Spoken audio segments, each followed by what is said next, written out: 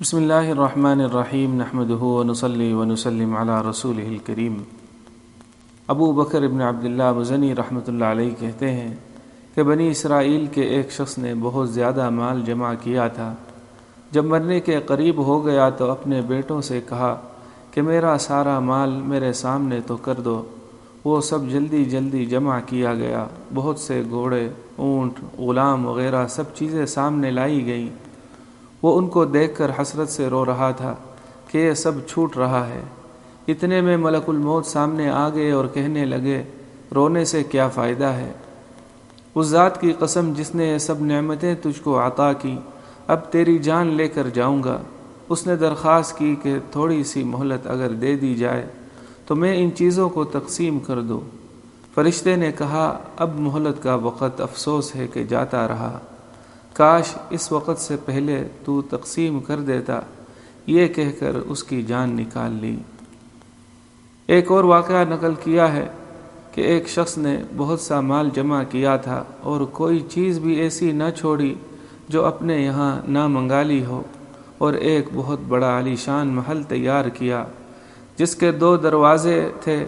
ان پر غلام محافظ مقرر کیے اور مکان کی تیاری کے بعد بہت بڑی دعوت کی جس میں اپنے سب عزیز و احباب کو جمع کیا، اور ایک بڑے عالیشان تخت پر ایک ٹانگ کھڑی کر کے دوسری ٹانگ اس پر رکھے بیٹھا تھا۔ لوگ کھانا کھا رہے تھے اور وہ اپنے دل میں کہہ رہا تھا کہ ہر قسم کا ذخیرہ اتنا جمع ہو گیا ہے کہ کئی سال تک تو اب خریدنا نہ پڑے گا۔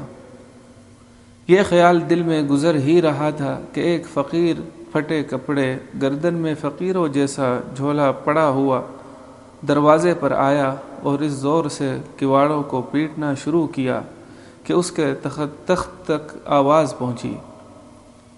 غلام دوڑے ہوئے باہر آئے کہ یہ کون نامعقول ہے۔ اس سے جا کر پوچھا، یہ کیا بات ہے؟ اس فقیر نے کہا، اپنے سردار کو میرے پاس بھیج دو۔ غلاموں نے کہا کہ ہمارے آقا تجھ جیسے فقیر کے پاس آئیں گے۔ اس نے کہا، ضرور آئیں گے، اس سے جا کر کہہ دو۔ وہ آقا کے پاس گئے اور قصہ سنایا۔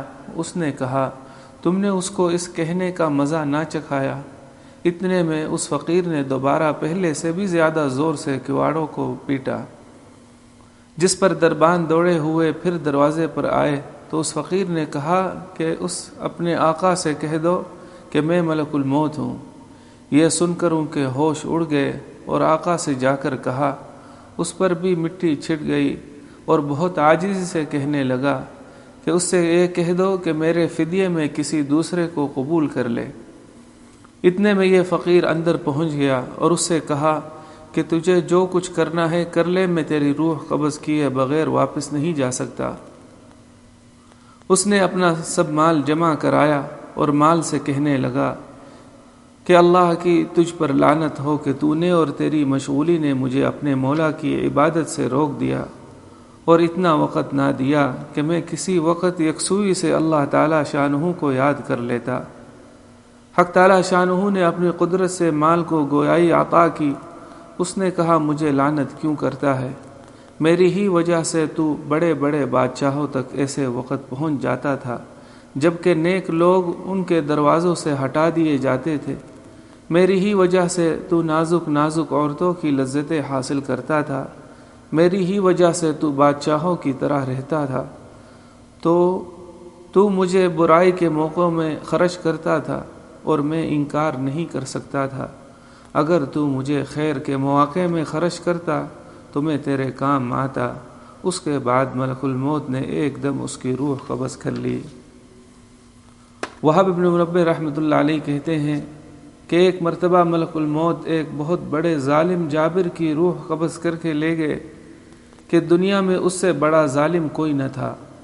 وہ جا رہے تھے، فرشتوں نے ان سے پوچھا کہ تم نے ہمیشہ جانیں قبض کی ہیں، تمہیں کبھی کسی پر رحم بھی آیا؟ انہوں نے کہا، سب سے زیادہ ترس مجھے ایک عورت پر آیا جو تنہا جنگل میں تھی۔ جب ہی اس کا بچہ پیدا ہوا تھا مجھے حکم ہوا کہ اس عورت کی جان قبض کر لو۔ مجھے اس عورت کی اور اس کے بچے کی تنہائی پر بڑا ترس آیا کہ اس بچے کا اس جنگل میں جہاں کوئی دوسرا نہیں کیا بنے گا۔ فرشتوں نے کہا کہ یہ ظالم جس کی روح تم لے جا رہے ہو وہی بچہ ہے۔ ملک الموت حیرت میں رہ گئے، کہنے لگے مولا تو پاک ہے، بڑا مہربان ہے، جو چاہتا ہے کرتا ہے۔